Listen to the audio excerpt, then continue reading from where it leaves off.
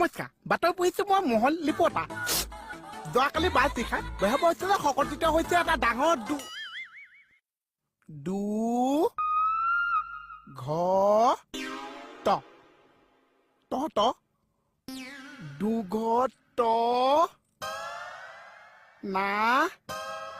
দুৰ্ঘটনা সংঘটিত হৈছে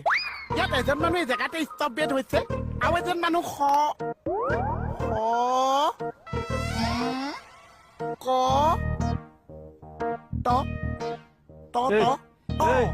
কেহাই থাকিব নালাগে টিভিৰ পৰা ওলা এইফালে এইটো তলত চাত ভাৱনাত গুচি গলি সংকটজনক মূৰ্খ এতিয়া তই ভাব চেনেলটো আধা মালিক তই আধা মালিক মই টকা সন্মান পাৱাৰ উফ